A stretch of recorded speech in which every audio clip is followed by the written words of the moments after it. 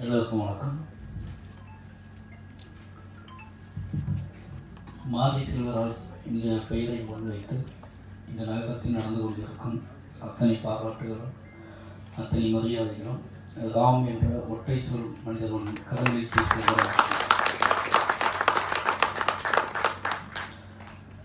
இன்றைய தினத்தை நான் ரஞ்சித்தனின் முத்தங்களோடு கொடுக்க வேண்டிய முத்தங்களோடு இன்றைய தினத்தை தொடங்குகிறேன். நன்றி. கர்ணன் எதிர்பார்த்ததை போலவே ஒரு இன்றைக்கி எல்லா டைரக்டருக்கும் இதை பயமாகி இது நம்ம பிளான் பண்ணுற மாதிரி நடக்குமா, நம்மளோட ஷெடியூல் படி எல்லாமே ப்ராசஸாக நடக்குமா, வீட்டில் பார்ப்போமா, தியேட்டரில் பார்ப்போமா, எங்கே இந்த படம் போய் சேரும், எப்படி போகணும், எப்படி எல்லா இயக்குநரும் உலகத்தின் அத்தனை இயக்குநரும் தவித்து கொண்டிருக்கிறார்களோ அப்படி ஒரு தவிப்போடு இருந்த நாட்கள் தான் கர்ணன். அந்த தவிப்பை சரியாக புரிஞ்சுக்கிட்டு இன்றைக்கி எதிர்பார்க்காத அந்த மாதிரி சொல்கிறது இந்த ஷெடியூல்லாம் நம்ம ஆசைப்பட்ட ஷெடியூல் படியே கொண்டு வந்து நிப்பாட்டிட்டு தானுஷா குமார் அப்படி சொல்லிக்கிறேன். ஏன்னா அது ரொம்ப முக்கியமான விஷயமாக நான் பார்க்குறேன். ஏன்னா இந்த விஷயம்லாம் நான் யோசிச்சே பார்க்கல. இவ்வளோ ஸ்டேஜில் கர்ணனை பற்றி நம்ம பேசுவோம் அப்படின்னு. ஏன்னா அப்படியான சூழல் தான் இருந்துட்டு இருந்துச்சு, இருக்குது இப்போவும் கூட. அதை மீறி கர்ணனை கண்ட நாள் முதல், அதை கேட்ட நாள் முதல், அதை திரையில் தான் நான் காட்டுவேன் என்று தானுஷா உறுதியாக என் கையை பிடிச்சி சொன்னார். அது அது உறுதியாக இருக்காது. அந்த உறுதிக்கு எப்போதும் நன்றி.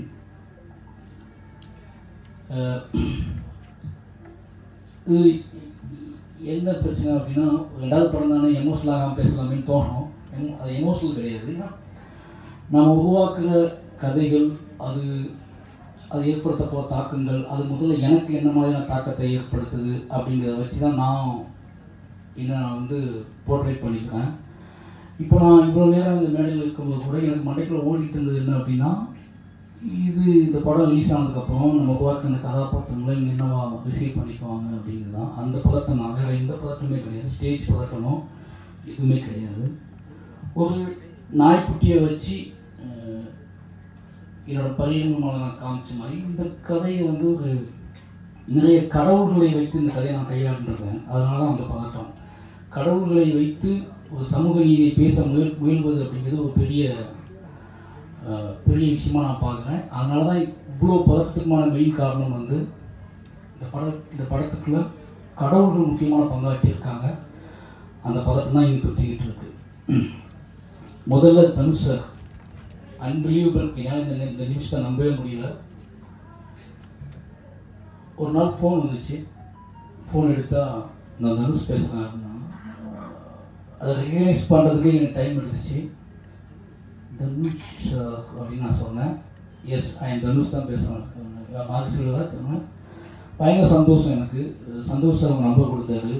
அவங்ககிட்ட நான் பேசணும் அப்படின்னா வெயிட் பண்ணலாமா கேட்டார். வெயிட் பண்ணலாமா அப்படின்னா, சார் படம் பார்த்தீங்களா சார்?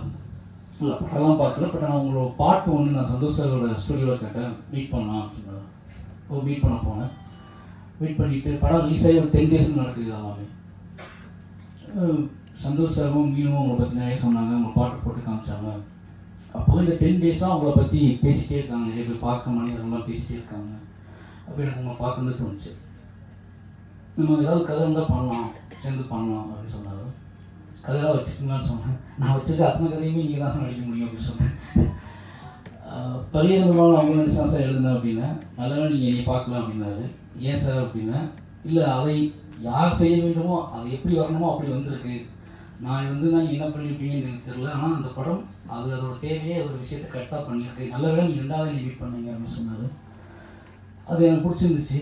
இப்போ ஏதாவது லைன் வச்சுக்கீங்கன்னு கேட்டார். நான் 1/2 hour சொல்கிறேன் சார் சொல்லி கர்ணன் கதையை சொன்னேன்.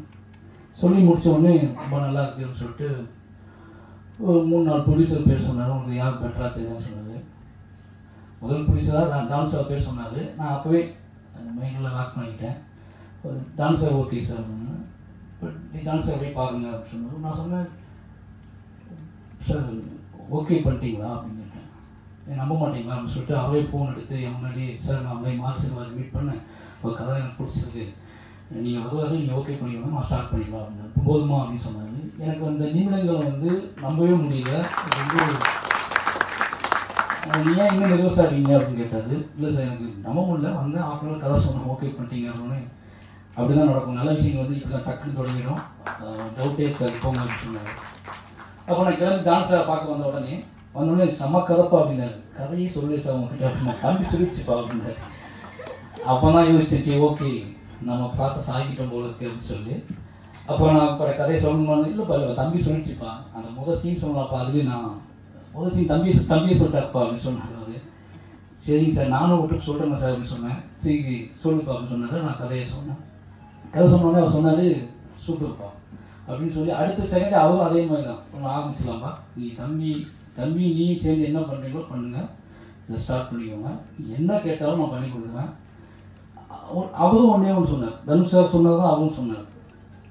நான் வந்து மாரி செல்வராஜ் அப்படிங்கிறத கேள்விப்பட்டு தான் நான் கூப்பிட்டேன், அந்த பேரை தான் கேட்டு கூப்பிட்டேன். உங்கள் படம் இன்னும் பார்க்கல, உங்கள் படமாக இருக்கணும், எனக்காக யோசிக்காதீங்க, நீங்கள் வச்சுட்ட கதையை எப்படி கையாளணும் உங்களுக்கு தெரியும், அதுக்குள்ளே என்னை கொண்டு வாங்க, எனக்கு அது போதும் அவர் சொல்லி அனுப்புனாரு. அதே தான் வந்து தானு சார் சொன்னார், நீங்கள் தம்பி நீ என்ன நினைக்கிறியோ தம்பிக்கிட்ட டிஸ்கஷன் பண்ணி உங்கள் இஷ்டத்துக்கு உன்னோட படமாக இதை பண்ணு அப்படின்னு சொல்லி 2 பேரோட அந்த 2 கையை பிடிச்சி 2 பேரும் அனுப்புனாங்க.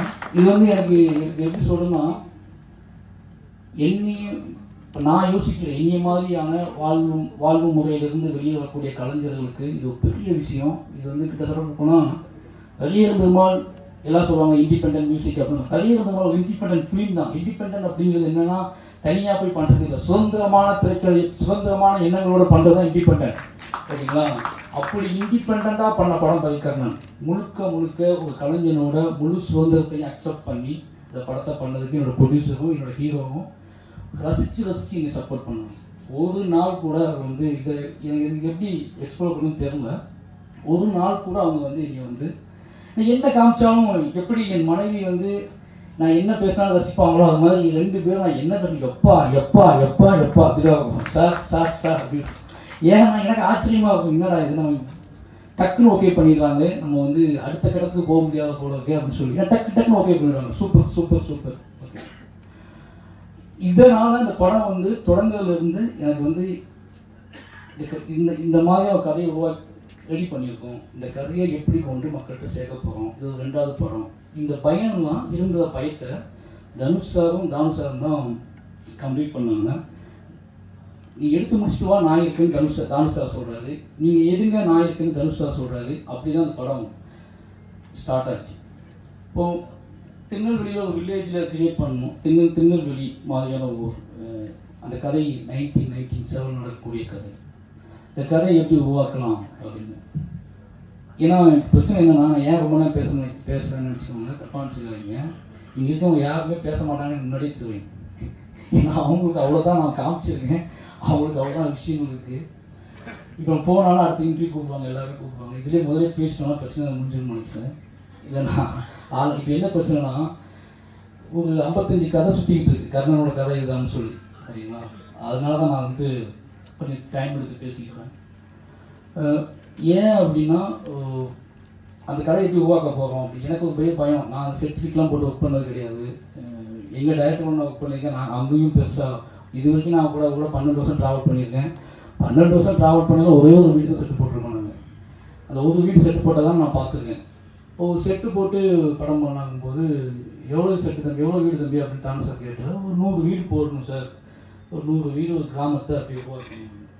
அப்போ தானு சார் சொன்னால் சூப்பர் 150 போடுப்பா சார், 100 வீடு தான் சார் இருக்குது, 150 போட்டால் பெரிய ஊராகும் சார் அப்படின்னு சொல்லி. அப்போ நான் எனக்கு ஆம்பளைங்க முன்னாடியே பழக்கம், அவர்கிட்ட வந்து கதையெல்லாம் சொல்லியிருக்கேன். சரி சூப்பராக பண்ணிடலாம். அப்போது ஒரு கேள்வி எனக்கு வந்துச்சு, ஒரு சம்பந்தம் இல்லாத ஒரு நிலத்தில் எந்த வாசனையும், எந்த என் கதையோட வாசனை, என் கதையோட நீரோட்டம் இல்லாத ஒரு இடத்தில் அந்த செட்டையை போடுறது பதிலாக என் கதையோட நீரோட்டம் அதோட வாசனை எங்கே இருக்கோ அங்கே போய் அந்த செட்டை போடுவோம். அங்கே இருக்கிற மரங்களுக்கு நடுவாக, அங்கே இருக்கிற பறவைகளுக்கு நடுவாக, அங்கே இருக்கிற சாமிகளுக்கு நடுவாக இந்த செட்டை நம்ம கிரியேட் பண்ணுவோம். ஏன்னா நம்ம வந்து வீடுகளை கிரியேட் பண்ணிடலாம், ஆனால் பறவைங்க செடியை கொடியை நம்ம எப்படி கிரியேட் பண்ண முடியும்? அதுக்குள்ளே நுழைச்சி நம்ம செட்டை போட்டுக்குவோம். அப்படி உருவாக்கப்பட்டது தான் இந்த கர்ணனோட அந்த ஊர். ஏன்னா நம்ம வந்து என்னதான் உருவாக்குனாலும் அந்த உயிரை உருவாக்குறதுக்கு எனக்கு அந்த இடம் தேவைப்பட்டுச்சு. அந்த உயிரை தேடி தான் நாங்கள் அந்த இடத்துக்கு போனோம். செட்டு சென்னையிலே போட்டிருக்கலாம், ஏன் அங்கே போனால் அந்த உயிர் அங்கே தான் இருந்துச்சு. நாங்கள் செட்டு போட்டு இருக்கும்போது மேலே பிறந்த பறவைகளுக்கும் சரி, கீழே இருந்த பூச்சி புழு எல்லாத்துக்குமே அந்த செட்டு வந்து அதை அதனால தான் ஈஸியாக ஒரு லைவாக அந்த ஊரை கிரியேட் பண்ண முடிஞ்சு முதல்ல அப்படி செட்டை போட்டு கொடுத்த ஆர்ட் டைரக்டருக்கு அண்ணன் ராமலிங்கத்துக்கு என்னோட நன்றிகள். அடுத்து என்னோட ஒளிப்பதிவாளர் 12 வருஷம் பழக்கம், யோசிச்சு பார்க்கவே முடியல இப்படி ஒரு மனுஷன் இருப்பாங்க அப்படின்னு சொல்லி.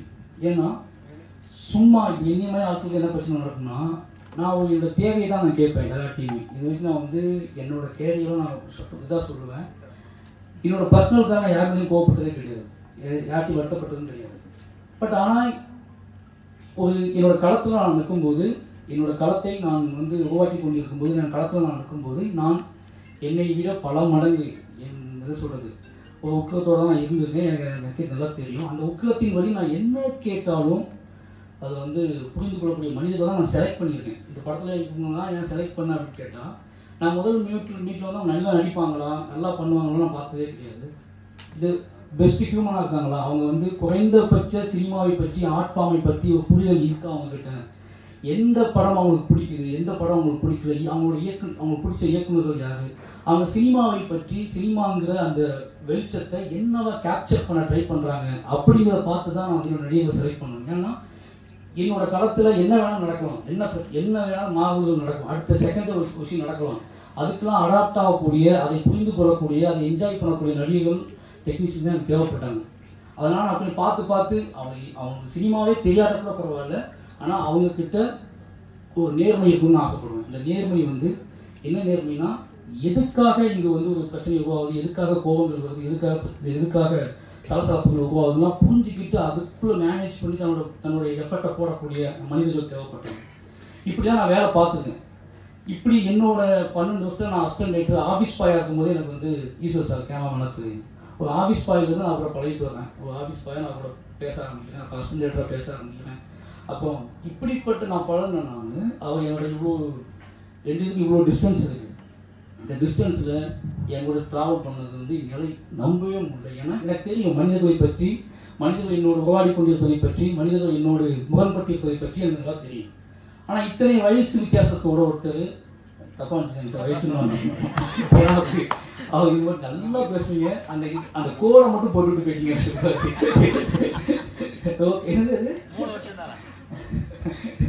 சொல்லிச்சு எங்கள் வீட்டில் சொன்னாங்க, கை வச்சுட்டு போங்கன்னு சொன்னாங்க. நான் தான் வேணான்னு சொல்லிட்டு வந்தேன்.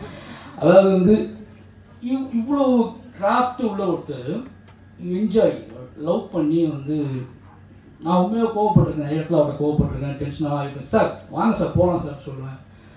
என்ஜாய் லவ் பண்ணுவார், அதை பார்த்து ரசிப்பார். நிறைய பேர் இனியால் இப்போ நம்ப முடியல, எப்படி ஒரு மனுஷன் இப்படி வந்து ஒரு இத்தனை அனுபவங்களோட எத்தனையோ வருஷங்களோட பழகிட்டு வந்துட்டார். ஒரு சின்ன பையன் கூட எப்படி இவ்வளோ அடாப்ட் ஆகி அவனோட நேர்மையை, அவனோட அரசியலை, அவனோட கலையை இவ்வளோ கொண்டாட்டமாக அவங்க ஹேண்டில் பண்ணுறாங்க அப்படின்னு சொல்லி இன்னைக்கு. ஏன்னா ஒரு படம் முடிச்சுட்டு கிளம்பி போயிடுவாங்க, ஆனால் வந்து இன்னைக்கு வரைக்கும் நான் இன்னைக்கு நைட் ஷூட் பண்ணணுன்னா கிளம்பி வந்து வருது. என்னோட எல்லா ப்ரமோஷன்லையும் சரி, என்னை எவ்வளோ கொடுமை என்ன அப்படின்னா, நானே வெக்கப்படலாம் பண்ணுவார். இன்னொரு படம் எடுத்து வச்சிருக்காரு, நான் வேலை பார்த்து மட்டுமே படம் எடுத்து வச்சிருக்காரு.